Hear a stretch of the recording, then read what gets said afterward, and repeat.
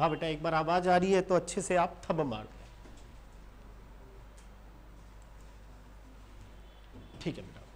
देखिए बेटा, आज जैसे एक बार मैं केमिकल बॉन्डिंग का पेपर आपको बता देता हूँ, जो अभी अपने पिछले संडे को हुआ था। तो इस संडे को वापस रिवीजन होगा, जिसके अंदर एटॉमिक स्ट्रक्चर से केमिकल बॉन्डिंग तक वापस क्वेश्चंस आएंगे। तो पहली बात तो जो ऑफलाइन स्टूडेंट्स हैं उनको तो पेपर देना है ही। फिजिक्स के अंदर आएगा मोशन, और केमिस्ट्री के अंदर क्या आएगा, आपके एटॉमिक से लेकर केमिकल बॉन्डिंग तक का टेस्ट। ठीक है। साथ ही साथ जो अपनी रेगुलर टेस्ट सीरीज चल रही है, वो लोग अपने टेस्ट सीरीज के हिसाब से शेड्यूल बना के आएंगे। ठीक है। और संडे को 9 बजे, जिसके अंदर फिजिक्स और केमिस्ट्री 2 का भी पेपर होगा। और अगली बार से जैसे तब तक आपके बैक्टीरिया हो जाएगा, तो फिर वो टेस्ट में बैक्टीरिया आ जाएगा, और साथ में मेरे हिसाब से तब तक कैंचुआ हो जाएगा, तो फिर साथ में आपको क्या आ जाएगा, कैंचुआ आ जाएगा। ठीक है। तो अपन स्टार्ट करते हैं जो अभी अपना पेपर हुआ था। इसके अंदर पहला क्वेश्चन आपको एक पर्जिनेट आयन दे रखा है। पर्जिनेट आयन का फॉर्मूला है XeO6-4, और आपसे ये पूछा गया है कि यहाँ जो ये जीनॉन है इस पर ऑक्सीकरण अंक आपको बताना है, और साथ ही साथ आपको ये बताना है कि इस जीनॉन पर कौन सा संकरण है। ठीक है। ये क्वेश्चन यूपी एग्जाम में पूछा जा चुका। XeO6-4 में जीनॉन पर आपको ऑक्सीडेशन नंबर निकालना है, संकरण निकालना है, और साथ ही साथ उसकी क्या बतानी है, ज्योमेट्री। तो देखें, XeO6-4, इसे आप पर्जिनेट आयन कहते हैं। सबसे पहले मुझे यहां जीनोन पर ऑक्सीडेशन नंबर निकालना है। तो जिन्होंने पहले पढ़ रखा है, थोड़ा बहुत जिनको आइडिया होता है, उन सबको पता है जिस पर ऑक्सीडेशन नंबर निकालना होता है उसको X मानते हैं। एक ऑक्सीजन पर सामान्य रूप से ऑक्सीकरण अंक -2 होता है। कि सर ऑक्सीजन पर -2 क्यों? क्योंकि ऑक्सीजन के बाह्यतम कोश में 6 इलेक्ट्रॉन है, और वो अपना अष्टक पूरा करने के लिए 2 इलेक्ट्रॉनों को क्या करता है, गेन करता है। इसीलिए ऑक्सीजन पर ऑक्सीकरण अंक -2 माना जाता है। यहां 6 ऑक्सीजन है, इसीलिए ऑक्सीकरण अंक कितना होगा, -12। और जीनोन और ऑक्सीजन के जो ऑक्सीकरण अंक है, उन दोनों का बीजगणित योग किसके बराबर होगा, -4 के। अब आप इसको पक्षांतरण करोगे, माइनस वाली यूनिट प्लस में होगी, 12 में से 4 गया तो कितना, 8। इसका मतलब यहां जीनोन पर ऑक्सीकरण अंक कितना आएगा, 8। इसीलिए पहला ऑप्शन हो नहीं सकता, तीसरा हो नहीं सकता। अब हमारे पास 2 और 4 रह गया। अब अगर मैं स्ट्रक्चर बनाने की कोशिश करूं तो मुझे पता है यहां जीनोन के साथ मुझे 6 ऑक्सीजन जोड़ने हैं, और आप सबको पता है जीनोन के बाह्यतम कोश में कितने इलेक्ट्रॉन है, 8। उन 6 ऑक्सीजन में से 4 ऑक्सीजन ऐसे हैं जिन पर -1, -1, -1, -1 चार्ज है। अरे समझ में आई बात? -4 का मतलब यही तो हुआ कि जीनोन के अंदर 6 ऑक्सीजन में से 4 ऑक्सीजन ऐसे हैं जिन पर -1 चार्ज है, और जिन पर -1 चार्ज होगा उन सबके साथ ये कैसे बॉन्ड से जुड़ेगा, सिंगल बॉन्ड, सिंगल बाबा, सिंगल बाबा और सिंगल बाबा। समझ में आ गया? कितने ऑक्सीजन हम निपटा चुके, 4। अब हमारे पास 2 ऑक्सीजन और बचे हुए हैं, तो कैसा बॉन्ड आएगा, डबल बॉन्ड, और कैसा बॉन्ड आएगा, डबल बॉन्ड। समझ में आ गया? अब आप टोटल इलेक्ट्रॉन गिनीजिए, 1, 2, 3। आप टोटल सिग्मा बॉन्ड गिनिए, 1, 2, 3, 4, 5, 6। तो स्टेरिक नंबर 6, और स्टेरिक नंबर 6 होता है तो यहां संकरण कौन सा निकलेगा, sp3d2। और अभी आपके हिसाब से इसका आंसर क्या आएगा, सेकंड, sp3d2। और आकृति कैसी होगी, ज्यामिति कैसी होगी, अष्टफल की है, जिसको आप वर्गाकार द्विपिरामिड कहते हैं। आ गया समझ में? सेकंड नंबर के क्वेश्चन में आपसे पूछा गया है कि जो नाइट्रेट आयन है, देखें अभी से ही देख लें, इसी तरीके के एग्जाम में ध्यान रखें क्वेश्चन आते हैं। अगर अपन सिर्फ थ्योरी से सोचें तो थ्योरी से तो वहां आपके हाथ पांव फूल जाएंगे। अभी आपको लगेगा 40 में से एक भी क्वेश्चन डायरेक्ट नहीं आ रहा, तो कभी वो 40 में से एक भी क्वेश्चन आपको डायरेक्ट नहीं देगा। आप जितनी क्वेश्चंस की प्रैक्टिस करेंगे उतने ही आप में सुधार आएगा। ये बात तय मान लें, फिक्स दिमाग में। और ये भी तय मान लें कि पढ़ने से कोई नुकसान नहीं होता, पढ़ने से हमेशा फायदा ही होता है। कुछ नहीं तो कुछ तो सीखेंगे। एग्जाम माना, अभी अपना जो टारगेट है वो संस्कृत डिपार्टमेंट का होना चाहिए, कि हमारा दिसंबर में संस्कृत डिपार्टमेंट का एग्जाम है, तो हमारा टारगेट वो है। तब तक तो अपनी कोई ना कोई दूसरी बड़ी वैकेंसी आई जाएगी, चाहे DSSB की आ जाए, चाहे कोई दूसरी आ जाए। समझ में आई बात? तो अभी अपना टारगेट दिसंबर का रखो, एक बार तो हमें सेकंड ग्रेड का अच्छे से प्रिपरेशन करके देनी है। अब जो दूसरा आयन है वो नाइट्रेट आयन है। पूछा जा रहा है कि जो नाइट्रेट आयन है उसमें आपको नाइट्रोजन परमाणु पर ये बताने हैं कि लॉन पेयर कितने हैं और ये बताने हैं कि बॉन्ड पेयर कितने हैं। समझ में आई बात? बंधित इलेक्ट्रॉन युग्म बताना है यानी बॉन्ड पेयर, और साथ में आपको क्या बताना है, लॉन पेयर।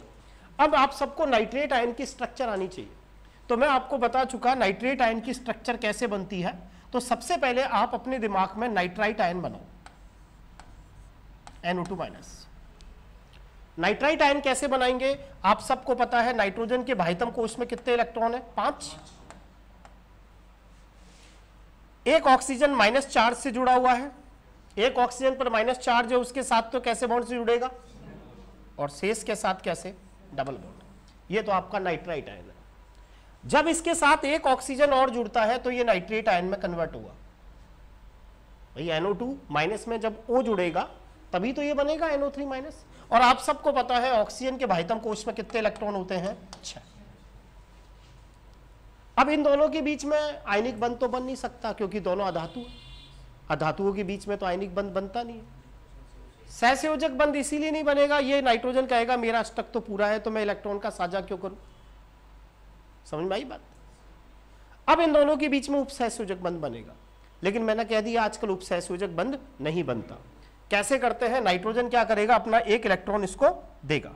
नाइट्रोजन जैसे ही अपना एक इलेक्ट्रॉन इसको देगा तो सीधी सी बात है इस नाइट्रोजन पर कैसा चार्ज आ जाएगा, रुको, इस नाइट्रोजन पर देखो कितना प्यारा लग रहा है ना अभी, लेकिन ये सर्किल सा कैसे हटेगा? अरे भाई ये क्या बन गया, कोई बात नहीं। अब आप सबको पता है ये अपना एक इलेक्ट्रॉन देगा, देगा नहीं देगा? देखो कितनी प्यारी रिंग बनती जा रही है इसमें तो है।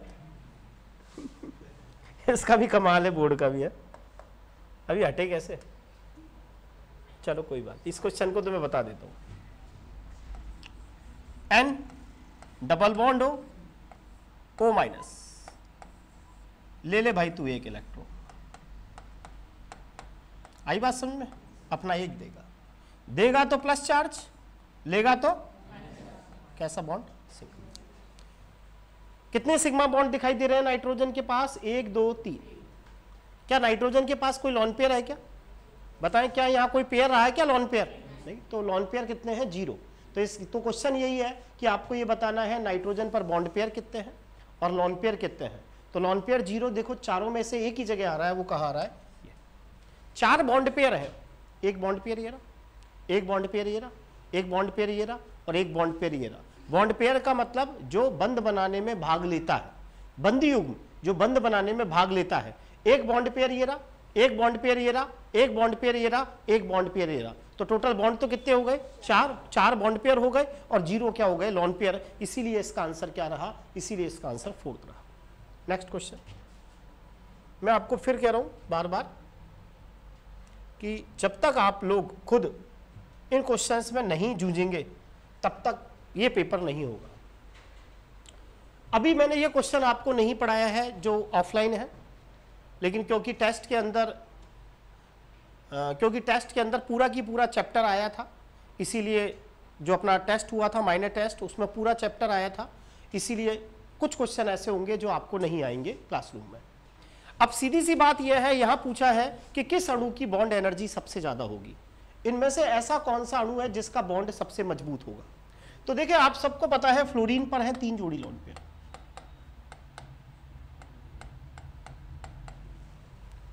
नाइट्रोजन पर पता होता है 1 जोड़ी लॉन पेयर, ऑक्सीजन पर 2 जोड़ी लॉन पेयर, और पता है हमें कार्बन पर कोई लॉन पेयर नहीं होता, कार्बन पर कोई भी लॉन पेयर नहीं होता। इसको हटाएं कैसे? ये क्या हो रहा है? कार्बन पर कोई भी लॉन पेयर नहीं है। अरे हाँ या ना? इन लॉन पेयर के बीच में रिपल्सन लगेगा तो बॉन्ड टूट जाएगा। इसीलिए सबसे मजबूत बॉन्ड कौन सा होगा? Carbon carbon. आगे समझ में? इसीलिए तो होगा। यही तो कारण है इसकी सबसे जो लंबी चेन बनाने की प्रवृत्ति होती है वो किसमें होती है, कार्बन में।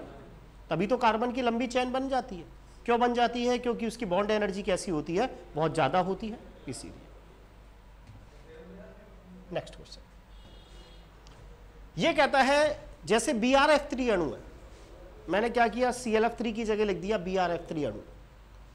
याद आ जाना चाहिए कि जो BrF3 जो अणु है उसकी शेप हमने बताई थी टी शेप। याद करो ClF3 अणु की आकृति कैसी पड़ी थी, टी शेप। याद आ जाना चाहिए, इस तरह से हमने शेप पढ़ी थी, याद आएगा भी। देखो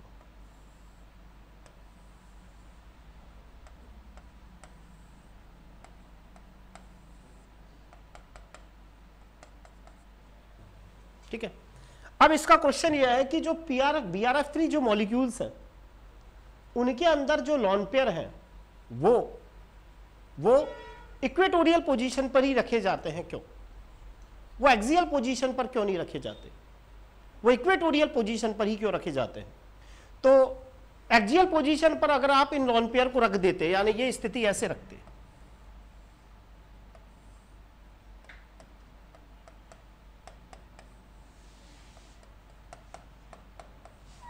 तो उस स्थिति में क्या होता है, ये जो लॉन पेयर और जो बॉन्ड पेयर है इनके बीच में रिपल्सन बहुत ज्यादा लगता, क्योंकि इस लॉन पेयर को ये तीन बॉन्ड पेयर, भाई ये इस तरह से प्लेन में है, ये तीनों बॉन्ड क्या करते हैं, इसके लॉन पेयर को क्या करते, रिपेल करते।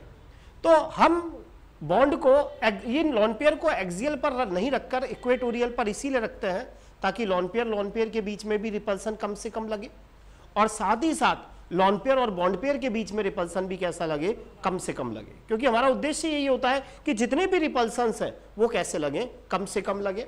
तो इसीलिए BrF3 अणु में जब आप लॉन पेयर्स को यहां इक्वेटोरियल पोजीशन पर रखते हैं तो इससे क्या हो जाता है, लॉन पेयर प्रतिकर्षण कम, लॉन पेयर बॉन्ड पेयर प्रतिकर्षण कम, बॉन्ड पेयर प्रतिकर्षण कम।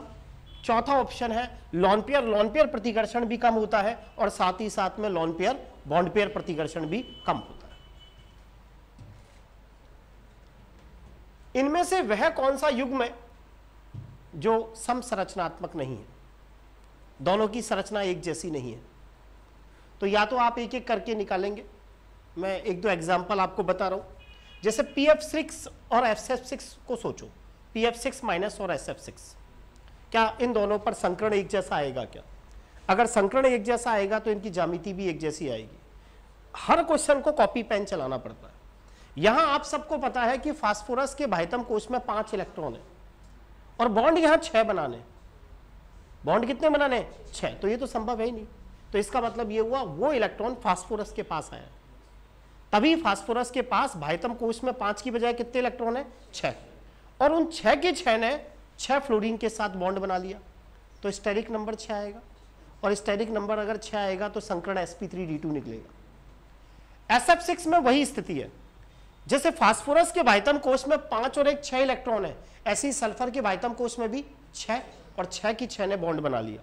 तो इसका मतलब इसमें भी संकरण sp3d2 निकलेगा, इसमें भी संकरण sp3d2 निकलेगा, और दोनों की ही आकृति कैसी निकलेगी, वर्गाकार द्विपिरामिड, जिसको आप अष्टफलकीय कहेंगे। SiF4 और SF4 में देखो, SiF4 किसके अंदर आता है, SiF4 आता है कार्बन परिवार में, काशी गए शंकर प्रभु। सिलिकॉन के बाह्यतम कोश में आप सबको पता है कितने इलेक्ट्रॉन होंगे, 4, क्योंकि कार्बन के बाह्यतम कोश में 4 इलेक्ट्रॉन है और 4 आपने फ्लोरीन जोड़ दिए, तो सीधी सी बात है SiF4 जो अणु होगा उसकी आकृति तो चतुष्फलकीय होगी, क्योंकि सिलिकॉन पर sp3 संकरण होगा। लेकिन अगर हम SF4 की बात करें तो मैंने आपको स्टैंडर्ड एग्जाम्पल बता रखा है, SF4 अणु कितनी ही बार पूछा जा चुका, SF4 अणु की आकृति ढैकुली होती है, SF4 अणु की आकृति ढैकुली है, SF4 की आकृति सीसा है, SF4 की आकृति बच्चे की झूलन जैसी है। अरे आ रहा है ध्यान, अरे हाँ या ना, कैसे सर? सल्फर बाह्यतम कोश में कितने इलेक्ट्रॉन है, 6, हर फ्लोरीन कैसे बॉन्ड से जुड़ेगा, सिंगल,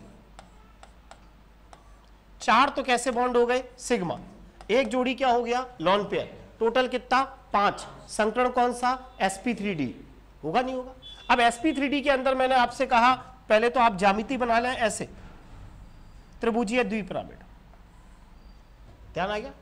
लॉन पेयर को कौन सी स्थिति पर रखा जाता है, याद करें, एक्सियल पर या इक्वेटोरियल पर, तो इसकी आकृति तो ढेकुली है, और जबकि SiF4 की आकृति कैसी है, चतुष्फल की है। तो बताओ दोनों की संरचना एक जैसी है अलग अलग, इसीलिए इसका आंसर सही है। और आप दो के आंसरों को आप खुद चेक करेंगे। अगला क्वेश्चन, इनमें से वो कौन सा अणु है जिसकी ज्यामिति त्रिभुजीय समतल होती है। तो त्रिभुजीय समतल का मतलब जिस पर sp2 संकरण हो, क्योंकि जो हमारी ये त्रिकोणीय समतल है, त्रिभुजीय समतल है, इसी का ही नाम है त्रिकोणीय समतल, या त्रिकोणीय समतल बोल दो या त्रिभुजीय समतल बोल दो, इसका नाम है। और आपको पता है जिनमें sp2 संकरण पाया जाता है उनकी आकृति कैसी होती है, त्रिभुजीय समतल होती है। अमोनिया की आकृति तो पिरामिडीय है, जैसी अमोनिया की आकृति वैसी ही PCl3 की आकृति है, पिरामिडीय। IF3 की आकृति अगर निकालने की कोशिश करोगे तो देखना क्या आती है। और BF3 में सबको पता है संकरण कौन सा होता है, sp2, और इसकी आकृति कैसी है, त्रिभुजीय समतल। याद आ जाना चाहिए बोरॉन, याद आ जाना चाहिए बोरॉन के भाइतम कोश में कितने इलेक्ट्रॉन हैं, 3, और ये 3 फ्लोरीन के साथ सिंगल बॉन्ड से जुड़ेगा। अरे आया नहीं आया समझ में, IF3 तो आएगा ही नहीं, चेक करना खुद ही। निम्न अणुओं में से आपको यह बताना है कि जीनोन पर किस किस के अंदर समान संख्या में लोन पेयर है। तो अगर आप सबको पहली की स्ट्रक्चर बनाओगे तो आप सबको पता है जीनोन के भाइतम कोश में 8 इलेक्ट्रॉन है, ये बन गया जीनोन ट्राईऑक्साइड। आ गया होगा समय सबको समझ में। इस समय जीनोन पर कितने जोड़ी लोन पेयर है, 1। जीनोन ऑक्सा टेट्राफ्लोराइड बनाऊं तो जीनोन के पास 8 इलेक्ट्रॉन, ऑक्सीजन बाबू डबल बॉन्ड से जुड़े, ऑक्सीजन बाबू फ्लोरीन बाबू सिंगल बॉन्ड से, सिंगल बॉन्ड से, सिंगल बॉन्ड से, सिंगल बॉन्ड से, जीनोन ऑक्सा टेट्राफ्लोराइड, इस पर भी कितने जोड़ी लोन पेयर है, 1। Xenon hexafluoride, xenon hexafluoride, xenon के भाइतम कोश में 8 इलेक्ट्रॉन, अरे हाँ या ना। फ्लोरीन बाबू कैसे, सिंगल, कैसे सिंगल, कैसे सिंगल, कैसे सिंगल, कैसे अकेले, कैसे अकेले, आगे समझ। तो तीनों पर ही कितने कितने जोड़ी लोन पेयर दिखाई दे रहे हैं, 1 1 1। क्वेश्चन यही है कि जीनोन ट्राईऑक्साइड, जीनोन ऑक्सा टेट्राफ्लोराइड और जीनोन हेक्साफ्लोराइड में किसमें जीनोन पर समान संख्या में लोन पेयर है, पहले दूसरे में, पहले तीसरे में, दूसरे तीसरे में, या पहले दूसरे तीसरे में। तो आंसर क्या आएगा, पहले दूसरे और तीसरे, तीनों में ही समान संख्या में 1 1 जोड़ी लोन पेयर। निम्नलिखित में से वो स्पीसीज कौन सी है जिसका आकार रेखीय होगा, इसमें आप करेक्शन करेंगे जब आप बुकलेट का पेपर देखेंगे। तो ये NO2+ है, NO2+, NO2+ है, अरे आया समझ में, NO2+।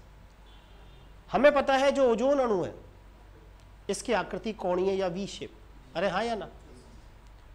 नाइट्रेट आयन अब ये भी बनाई थी स्ट्रक्चर, sp2 संकरण आकृति त्रिभुजीय समतल, SO2 अणु कोणीय या वी शेप।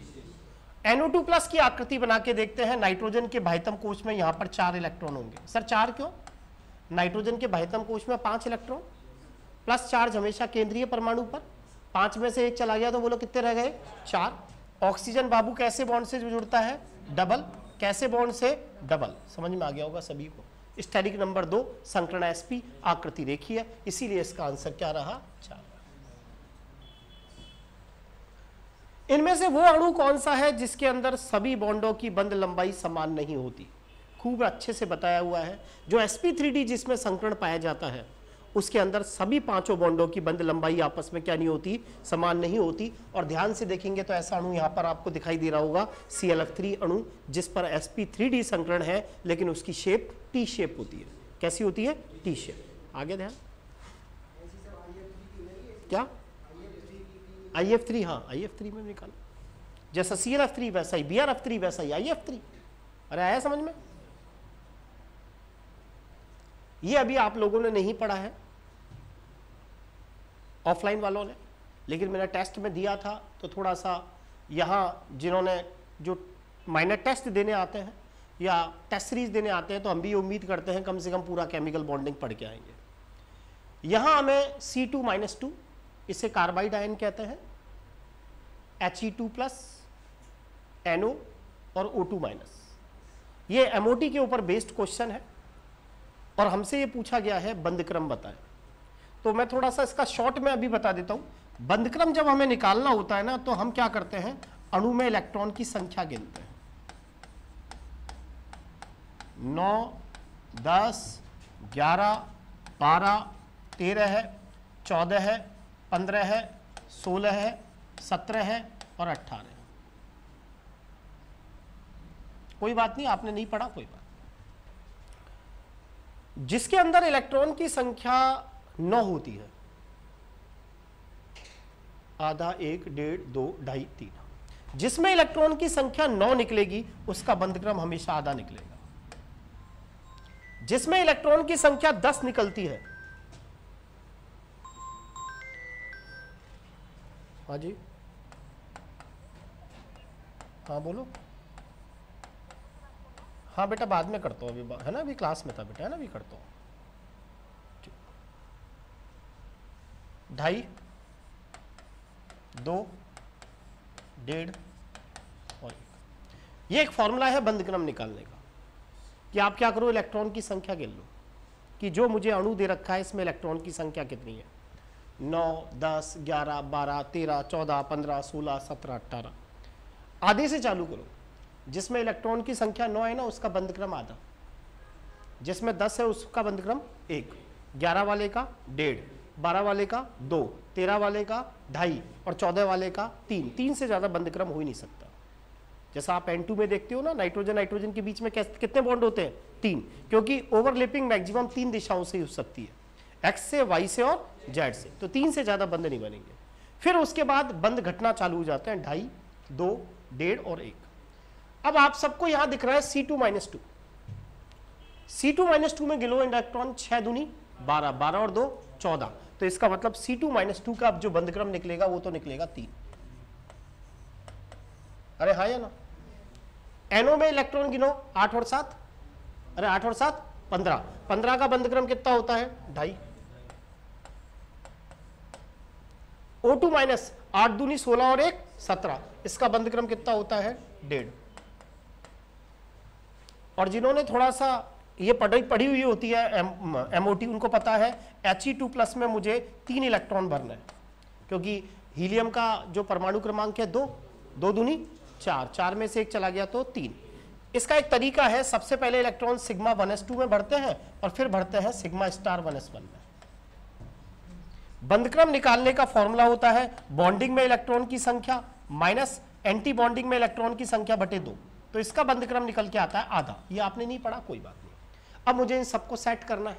तो देखो सबसे कम बंध क्रम किसका निकलेगा, He2+ का। वो निकल रहा है आधा या 0.5। अरे हाँ या ना, इसीलिए आंसर।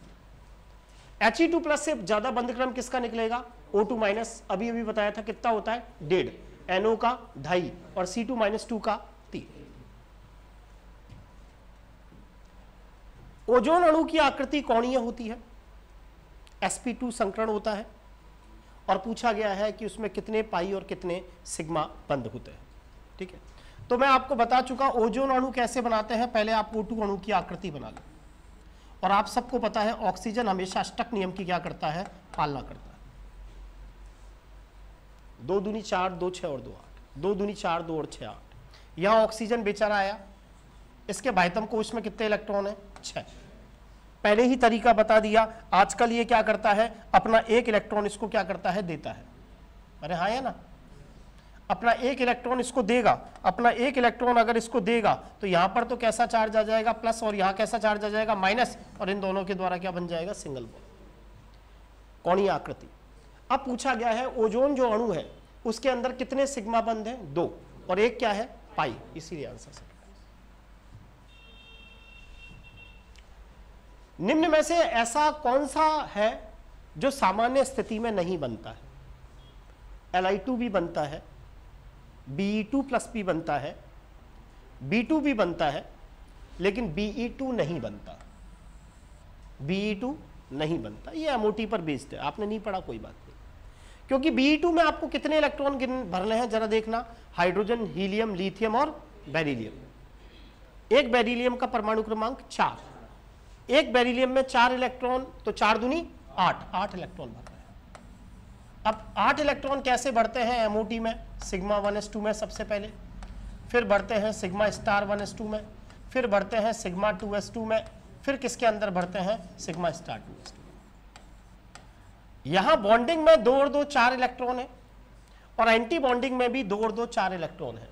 जितने इलेक्ट्रॉन बॉन्डिंग में होते हैं उतने ही इलेक्ट्रॉन अगर एंटी बॉन्डिंग में होते हैं तो उस स्थिति में बंध क्रम 0 निकलता है। कितना निकलता है, 0, क्योंकि बंध क्रम निकालने का जो फॉर्मूला है वो है NB - NA/2, NB - NA/2, 2 - 2/2 बराबर कितना आता है, 0। इसका मतलब बेरिलियम के बीच में कोई भी बॉन्ड नहीं होता, यानी Be2 नाम का कोई अणु होता ही नहीं है।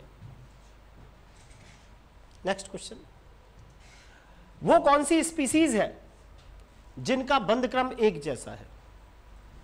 तो अभी अभी मैंने बताया था 9, 10, 11 है, 12 है, 13 है, 14 है, 15 है, 16 है, 17 है, 18 है।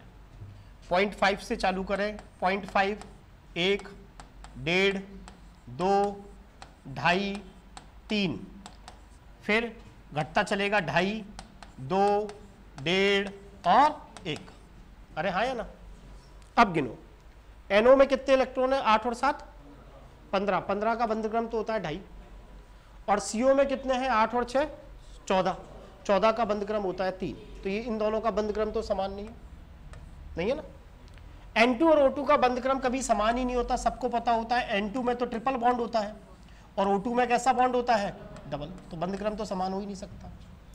O2 - 2 में देखो बंध क्रम कितना है, 1, क्योंकि 8 दूनी 16 और 2 18, और B2 में कितने इलेक्ट्रॉन है, 10, इसका बंध क्रम भी 1, इसीलिए आंसर। अरे आया नहीं आया समझ। अगला क्वेश्चन, 1.5 बंध क्रम किसका है? पीछे पलट के देख लो, 1.5 बंध क्रम किसका होगा? अब आप देखें, 1.5 बंध क्रम उसका होगा जिसमें इलेक्ट्रॉन की संख्या 17 हो, या जिसमें इलेक्ट्रॉन की संख्या 11 हो। तो देखो 17 किसमें है, इसमें है 8 दूनी 16 और 2 18, इसमें 16, इसमें 15 और इसमें 17।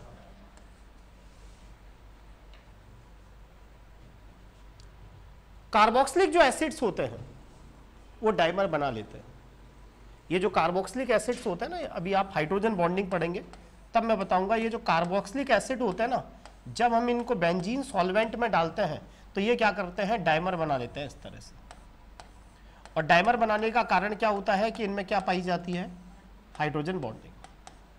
कभी आपने इस तरह का क्वेश्चन सुना हो कि जो हमारा एसिटिक एसिड है इसका सैद्धांतिक अणुभार तो 60 होता है, लेकिन बेंजीन सॉल्वेंट में जब आप इसका अणुभार ज्ञात करने की कोशिश करते हैं तो वो 60 की बजाय 120 मिलता है।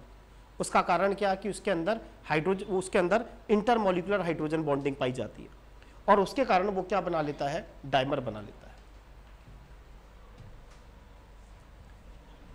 डाइबोरेन में किस प्रकार का संकरण पाया जाता है? तो ये अभी अपन पढ़ेंगे पी ब्लॉक में। डाइबोरेन में कौन सा संकरण होता है, sp3, B2S6। उस यौगिक को पहचानिए जो NaOH के साथ अभिक्रिया नहीं करता। बेरिलियम ऑक्साइड उभयधर्मी ऑक्साइड है, यह अम्ल और क्षार दोनों के साथ रिएक्शन करता है। B2O3 एक अधात्विक ऑक्साइड है, अधात्विक ऑक्साइड की प्रकृति अम्लीय होती है, इसीलिए वो क्षार के साथ रिएक्शन करेगा। कैल्शियम ऑक्साइड, कैल्शियम ऑक्साइड की कैसा है, क्षारीय ऑक्साइड है, और ये किससे रिएक्शन करेगा, अम्ल से रिएक्शन करेगा, इसीलिए किससे रिएक्शन नहीं करेगा, NaOH से रिएक्शन नहीं करेगा। बेरिलियम ऑक्साइड उभयधर्मी ऑक्साइड है, यह अम्ल और क्षार दोनों से रिएक्शन करते हैं। सिलिका अधात्विक ऑक्साइड है, और अधात्विक ऑक्साइड की प्रकृति अम्लीय होती है, वो क्षार से रिएक्शन करती है। B2O3 अधात्विक ऑक्साइड है, अधात्विक ऑक्साइड की प्रकृति अम्लीय होती है, वो क्षार से रिएक्शन करती है। कैल्शियम ऑक्साइड क्षारीय है, उसकी प्रकृति अम्ल, वो किससे रिएक्शन करेगी, क्षार से या अम्ल से, अम्ल से।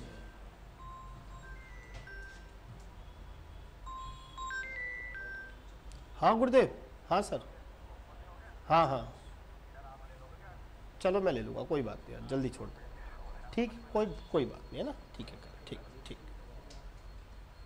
अगला क्वेश्चन है, मैं भी आराम से ले लूँगा, मुझे थोड़ी जल्दी हो रही थी। अगला क्वेश्चन यह है कि लैटिस एनर्जी किसके द्वारा निकालते हैं, ये तो मैं पढ़ा चुका हूं आप, अरे याद करो कॉपी में लिखा है लैटिस एनर्जी का प्रायोगिक मान किसके द्वारा निकालते हैं, बोर्न-हैबर समीकरण। यहां बोर्न-हैबर कर दिया, सही रूप से है बोर्न-हैबर समीकरण। निम्नलिखित में से कौन सा जल में सबसे अधिक सरलता से विलय होता है, तो देखो जो आयनिक कंपाउंड होता है ना वो पानी में सबसे ज्यादा घुलता है।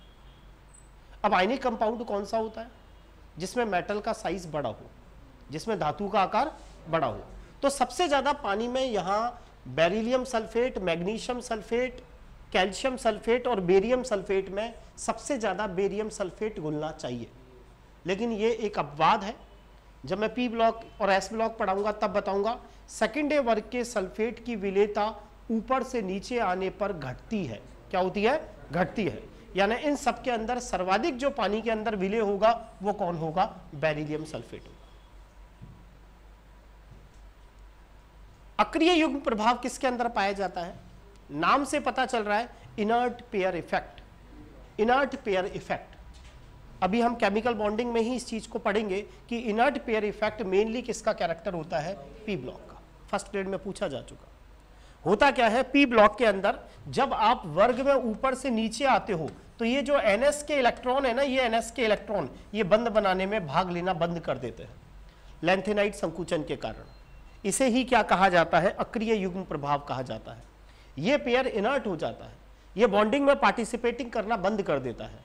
इसी प्रभाव को हम क्या कहते हैं, अक्रिय युग्म प्रभाव कहते हैं, जो कौन से ब्लॉक का कैरेक्टर है, पी ब्लॉक का कैरेक्टर है।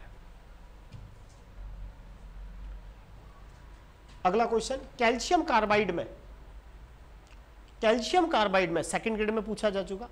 कैल्शियम कार्बाइड में जो 2 कार्बन परमाणु है उनके मध्य में बंधों के प्रकार और संख्या बतानी है। एक्चुअल में कैल्शियम कार्बाइड क्या है, CaC2, इस चीज को कैल्शियम कार्बाइड कहते हैं।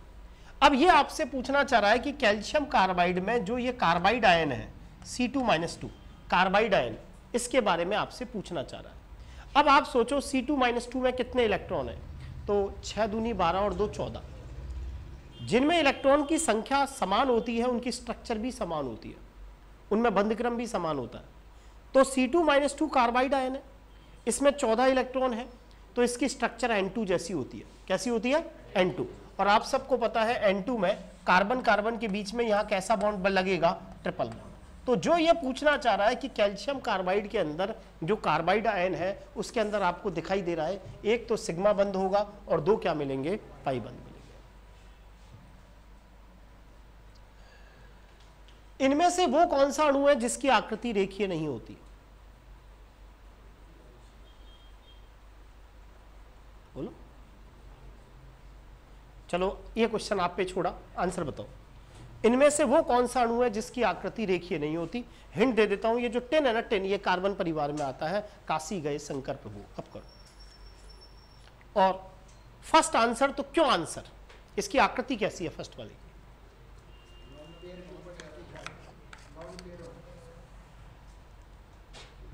करो आराम से करो, जल्दीबाजी। पूनम क्यों है बेटा, आंसर बिल्कुल सही है।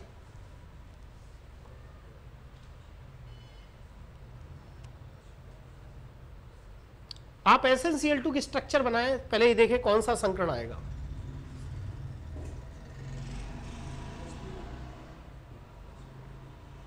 अरे हाँ है ना, 10 ये आ रहा होगा। 10 के भाइतम कोश में 4 इलेक्ट्रॉन, क्योंकि ये कार्बन परिवार में आता है। अरे हाँ या ना, 2 सिग्मा बंध 1 जोड़ी लॉन पेयर, संकरण sp2। लेकिन आकृति त्रिभुजीय समतल नहीं हो सकती, कोणीय या वी शेप। तो यहां SnCl2 की आकृति कोणीय या वी शेप है। NO2 प्लस की तो अभी भी बताई थी।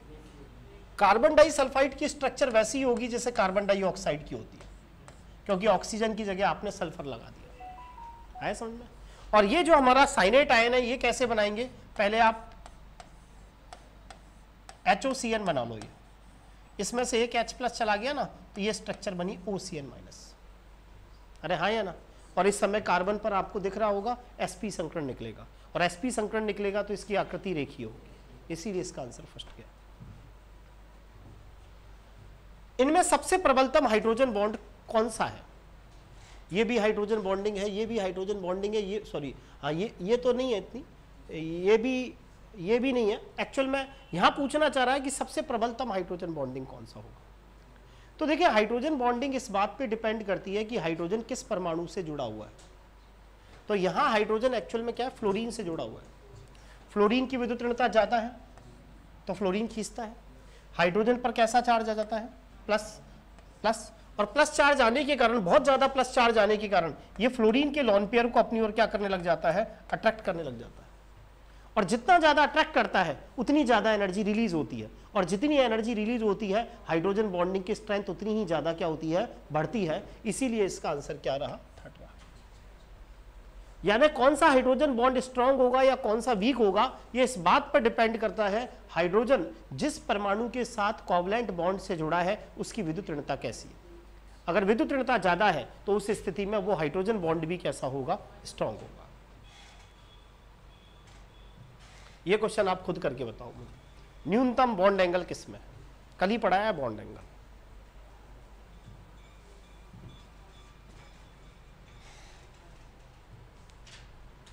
आप ये सोच रहे हो सीधे क्वेश्चन नहीं आएंगे एग्जाम, हाँ ये पक्का है, मिलेगा कॉपियों से। लाइव वाले भी इसका आंसर बताएं। मिनिमम बॉन्ड एंगल किसका है, हिंट दे देता हूं, बॉन्ड एंगल समानुपाती केंद्रीय परमाणु की विद्युत ऋणता।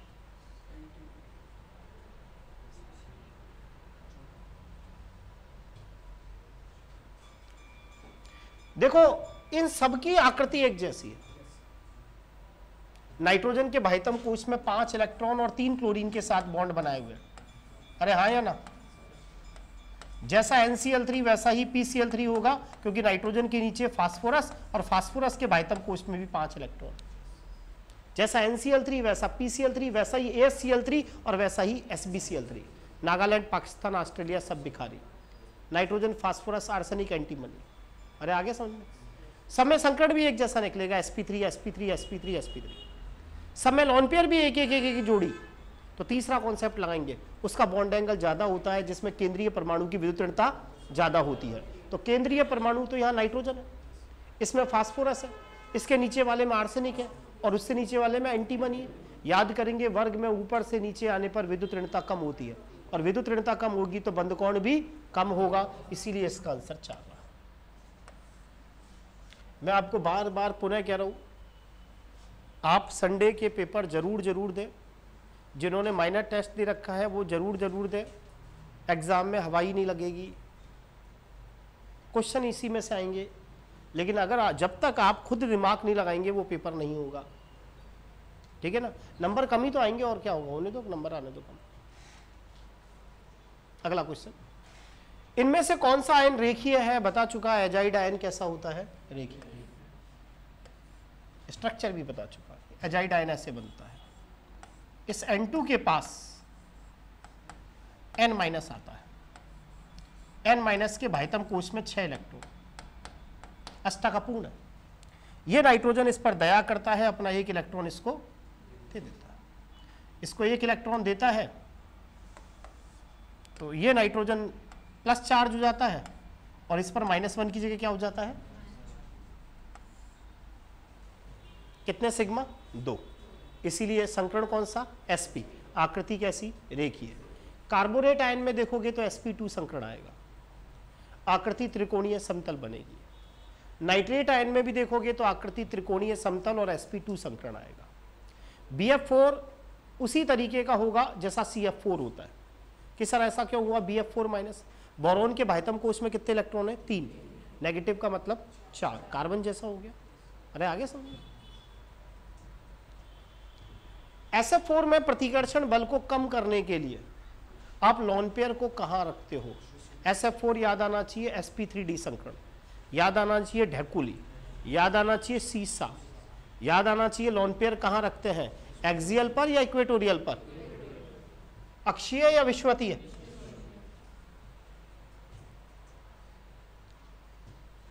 सबसे ज्यादा सहसंयोजी लक्षण किस हैलाइड्स में होंगे, तो आपको बता चुका फाजांस का नियम, धनायन का आकार छोटा हो और ऋणायन का आकार बड़ा हो, उसमें सबसे ज्यादा सहसंयोजक लक्षण होंगे। चारों में धनायन तो Ag+, Ag+, Ag+, Ag+ है, फ्लोराइड से बड़ा क्लोराइड, क्लोराइड से बड़ा ब्रोमाइड, ब्रोमाइड से बड़ा आयोडाइड। वर्ग में ऊपर से नीचे आने पर साइज बढ़ती है, तो सर्वाधिक बड़ा ऋणायन किस में है, एजीएफ में या एजीआई में? एजीएफ कौन बोल रहा है? एजीआई। जितना ज्यादा पोलराइजेशन होगा रंग की तीव्रता उतनी ही ज्यादा होगी। लिखा चुका हूं, एजीसीएल से ज्यादा रंग एजीबीआर में गहरा होगा और एजीबीआर से ज्यादा रंग किस में गहरा होगा? आ गया वो समझ में? इस साल संस्कृत डिपार्टमेंट में क्वेश्चन पूछा गया ये, आप लोग पहले खुद बताएं आप इसका आंसर क्या करते। निम्नलिखित में से कौन सा कथन सही नहीं है? आयनिक यौगिक होने के कारण सोडियम क्लोराइड ठोस अवस्था में विद्युत का कुचालक होता है, विद्युत का सुचालक होता है। सही है बात? क्या नमक ठोस अवस्था में विद्युत का सुचालक होता है क्या? या तो गलित अवस्था में या विलयन प्रावस्था में, तो फर्स्ट हो नहीं सकता। शुद्ध कक्षकों की तुलना में, जैसे एक तो पी कक्षक है, शुद्ध कक्षकों की तुलना में संकर कक्षक जैसे sp3, sp2, sp, जब ये किसी के साथ ओवरलैपिंग करते हैं तो प्रबल बंध बनाते हैं। अरे सही है गलत है? सही, ये तो सही। धनायन पर जितना अधिक आवेश होगा आयनिक बंध का सहसंयोजक गुण भी उतना ही अधिक होगा। फाजांस का नियम, धनायन पर जितना ज्यादा चार्ज होगा वो ऋणायन को उतना पोलराइज करेगा और आयनिक बंध में उतने ही ज्यादा कौन से लक्षण होंगे? सहसंयोजक। सी भी सही है। धनायन का आकार जितना बड़ा होता है और ऋणायन का आकार जितना छोटा होता है आयनिक बंध में उतने ज्यादा सहसंयोजक गुण होते हैं। सही है गलत है? तो बोलो सही है गलत है? गलत। सही तो तब होता, सहसंयोजक लक्षण तो तब ज्यादा होते हैं जब धनायन का आकार छोटा हो और ऋणायन का आकार, इसीलिए ए और डी दोनों गलत हो जाते हैं और हमसे सही नहीं है पूछ रहा है तो आंसर थर्ड जाएगा। सही नहीं है पूछा है। अरे आए समझ में? शाबाश किरण। देखिए ये वाला जो स्टेटमेंट वाला क्वेश्चन है इस साल फर्स्ट ग्रेड में आया था। नाइट्रोजन 4 से ज्यादा बॉन्ड नहीं बनाता NH4+, और उसका कारण क्या है? नाइट्रोजन की मैक्सिमम कोवेलेंसी 4 है, यानी नाइट्रोजन मैक्सिमम 4 बॉन्ड बना सकता है, अमोनिया NH3 और मैक्सिमम से मैक्सिमम NH4+, जबकि फास्फोरस 6 तक बॉन्ड बनाता है। अभी भी पढ़ा था PF6-। अरे हाँ या ना? PCl6-। बिल्कुल सही बात है। नाइट्रोजन की विद्युत ऋणता फास्फोरस से अधिक होती है, ये भी सही है बात। नाइट्रोजन और फास्फोरस में ऊपर से नीचे आने पर विद्युत ऋणता कम होगी, तो नाइट्रोजन की विद्युत ऋणता फास्फोरस से ज्यादा होती है। तो कथन भी सही है और कारण भी सही है, लेकिन कारण कथन का सही स्पष्टीकरण नहीं है। कथन का सही स्पष्टीकरण तो क्या होता? नाइट्रोजन केवल 4 बॉन्ड इसीलिए बना सकता है क्योंकि इसमें आगे रिक्त डी कक्षक नहीं होता, जबकि फास्फोरस में आगे रिक्त डी कक्षक होने के कारण जो 3s वाला इलेक्ट्रॉन है वो आगे एक्साइट होकर कहां चला जाता है? 3d में। अरे आया समझ में? तो कथन सही है, कारण सही है, लेकिन कारण कथन की क्या नहीं करता? सही व्याख्या नहीं करता। ए और आर असर्शन और रीजन सही है, लेकिन आर ए की सही व्याख्या नहीं करता। आजकल इस तरह के क्वेश्चन एग्जामिनर पूछने लगा है, और ये क्वेश्चन तभी सटीक होते हैं जब आपको अच्छे से पूरी तरीके से सब्जेक्ट की नॉलेज हो, अच्छे से एक एक लाइन आती हो। फर्स्ट ग्रेड के पेपर में तो मैं यही डालता हूँ, आप देखना कभी किसी दिन आपके साथ देते ना तो यही आता है, असर्शन रीजन, असर्शन रीजन। बता चुका अति व्यापन जो बंध का स्ट्रॉन्गनेस है, कोई सहसंयोजक बंध कितना मजबूत होगा कमजोर होगा वो अति व्यापन पर निर्भर करता है, और अति व्यापन की निर्भरता सबसे पहले तो n के मान पर होती है, लेकिन जब n का मान समान हो तो उनके अंदर अति व्यापन सबसे ज्यादा होता है जिनमें कक्षक ज्यादा से ज्यादा दिशात्मक होते हैं। इसीलिए सबसे ज्यादा अति व्यापन होगा 2p2p में, उसके बाद 2p2s में, और सबसे कम किस में होगा? आगे समझ। अमोनिया अणु की आकृति पिरामिडीय, ClF3 कैसा, SO2 कैसा, SF4 कैसा, डी का ए, डी का फर्स्ट, ये तो ये दो गलत, ये दोनों अंतर है ना। अमोनिया आपको पता है पिरामिडीय होता है नहीं होता, ए का क्या होगा? 2, फोर्थ आंसर।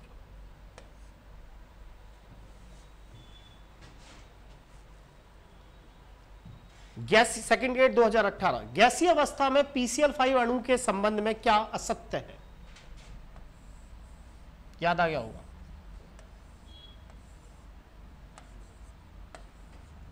ये गैसेस फॉर्म होती है, पहले ही बता चुका। सॉलिड फॉर्म में तो ये PCl4+ और PCl6- में रहता है। PCl5 की आकृति TBP है, ट्राइगोनल बाइपिरामिड। अरे हाँ या ना? सही है। क्या PCl5 में सभी PCl बंद एक जैसे होते हैं? यही गलत है। इसमें 3 निरक्षीय और 2 अक्षीय PCl बंद है। अक्षीय PCl बंदों की लंबाई ज्यादा होती है निरक्षीय बंदों से। अरे हाँ या ना? क्योंकि जिसको आप विश्वती कह रहे हो उसको NCERT निरक्षीय लिख रही है। अरे आई बात समझ में? ये वहां यही तो चक्कर पड़ जाता है। तो इसीलिए इंग्लिश के साथ हिंदी के साथ इंग्लिश भी देख लो, एक्सियल इक्वेटोरियल।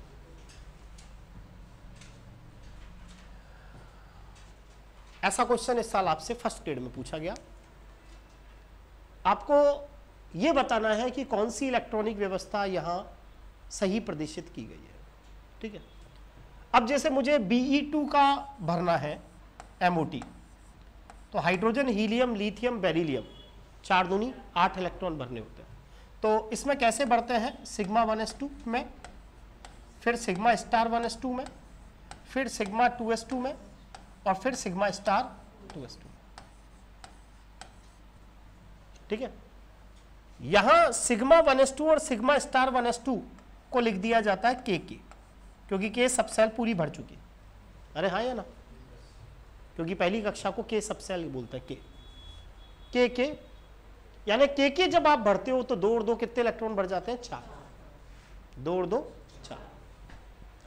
Be2 में आप खुद ही सोच लो, मुझे 8 इलेक्ट्रॉन भरने। कितने भरने? 8। तो इस K में 2, इस K में 2, 2 और 2 4, 4 और 2 6 और 2 8। यही तो आंसर। सर Li2 क्यों नहीं हो सकता? खुद ही सोचो। हाइड्रोजन, हीलियम, लिथियम 3 दूनी कितने भर रहे? 6। K तक कितने भर जाते हैं? 2 और 2 4, 4 और यहां तो 5 ही भरे, तो ये तो हो ही नहीं सकता। अरे हाँ या ना? He2+ में मुझे कितने इलेक्ट्रॉन भरने हैं? 2 दूनी 4, 4 में से एक गया तो 3, और यहां कितने भर रखे हैं? 2 और 2 4, ये तो हो ही नहीं सकता। अरे हाँ या ना?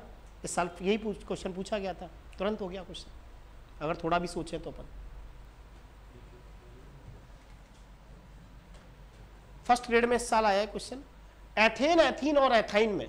ये जिन्होंने नहीं पढ़ा कोई बात नहीं, ये अल्केन है, ये अल्कीन है, और ये अल्काइन है। एथेन, एथीन और एथाइन में कार्बन परमाणुओं के बॉन्ड ऑर्डर में वृद्धि होती है। बिल्कुल सही है, यहां सिंगल बॉन्ड, यहां डबल बॉन्ड, यहां ट्रिपल बॉन्ड। जब अभी हम केमिकल बॉन्डिंग में बात करेंगे, बंध क्रम और बंध ऊर्जा एक दूसरे के समानुपाती है। सिंगल बॉन्ड आराम से टूटेगा, डबल बॉन्ड में ज्यादा एनर्जी देनी पड़ेगी, और ट्रिपल बॉन्ड को तोड़ने के लिए और एनर्जी देनी पड़ेगी। एक लकड़ी तुरंत टूटती है, 2 तोड़ने के लिए ज्यादा एनर्जी, और 3 तोड़ने के लिए और भी ज्यादा एनर्जी। बंध क्रम बढ़ता है तो बंध ऊर्जा बढ़ती है। अब जैसे यहां सिंगल बॉन्ड बनाना है, यहां डबल बॉन्ड बनाना है ना, तो ऑर्बिटल्स को ज्यादा ओवरलैपिंग करनी पड़ती है, इसीलिए ऑर्बिटल पास पास आ जाते हैं। और जैसे जैसे बंध क्रम बढ़ता है वैसे वैसे बंध लंबाई क्या होती है? कम होती है। तो यहां यही क्वेश्चन पूछा, एथेन, एथीन, एथाइन में बंध क्रम बढ़ता है तो बंध लंबाई तो कम हो जाएगी, लेकिन बंध ऊर्जा क्या होगी? बढ़ेगी, इसीलिए आंसर था।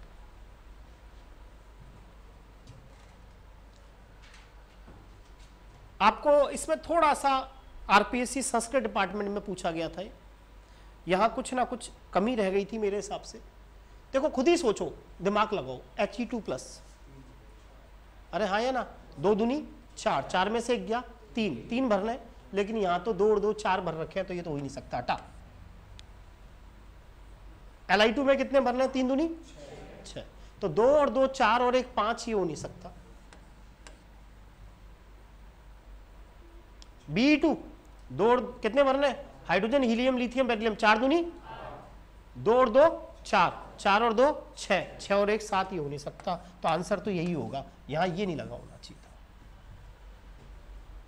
अरे आया समझ में? सर सही है क्या बात? N2 में कितने इलेक्ट्रॉन भरने? गिनना 14, 2 दूनी 6, कौन सा रह गया? कुछ रह गया क्या? देखो देखते हैं, देखो N2 सिग्मा 1s2 सही है। अब इसने क्या है, थोड़ा सा सही नहीं है ये चीज, सिग्मा 2s2, सिग्मा 1s2 और सॉरी सिग्मा स्टार 1s2, इसको तो लिख दिया इसने के। अब इसने क्या किया, सिग्मा 2s2 और सिग्मा स्टार 2s2 इसको LL लिख दिया। क्या लिख दिया, LL। और फिर तो ये रिमेनिंग ऑर्डर आता ही है बाद में तो, अरे हाँ या ना। इसने SS वालों को KK और इसको LL से रिप्रेजेंट कर दिया था। ये आपके किसके अंदर आया था, ये आया था अपने संस्कृत डिपार्टमेंट में। 2 दूनी 4, 2 6 और 2 8, 2 10, 2 12 और 2 14। आगे समझ में। अभी भी बताया था एसिटिक अम्ल बेंजीन सॉल्वेंट में डाइमर बना लेता है। रीजन क्या बताया था, किस यौगिक में इंट्रामोलिकुलर एच बॉन्डिंग है। इंट्रामोलिकुलर एच बॉन्डिंग का मतलब होता है एक ही मॉलिक्यूल्स के अंदर हाइड्रोजन बॉन्डिंग। तो अभी आप आगे पढ़ोगे इस ऑर्थो नाइट्रोफिनॉल में इंट्रामोलिकुलर एच बॉन्डिंग है।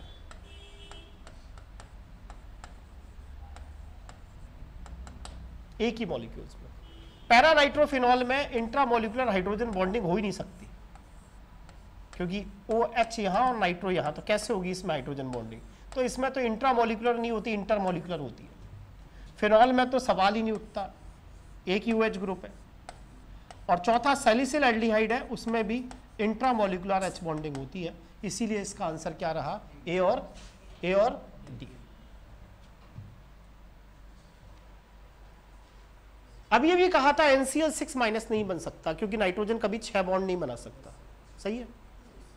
और उसका कारण क्या है, नाइट्रोजन परमाणु में आगे क्या नहीं होता, तो कथन भी सही है और कारण भी सही है। और कारण कथन का क्या है सही। इनमें से किस में अनुनाद नहीं होता, तो देखो अनुनाद के लिए तो हमें पाई बॉन्ड चाहिए। पानी के अंदर कहीं पाई बॉन्ड मिलता है क्या, अरे मिलता है क्या, तो इसमें तो अनुनाद होगा नहीं।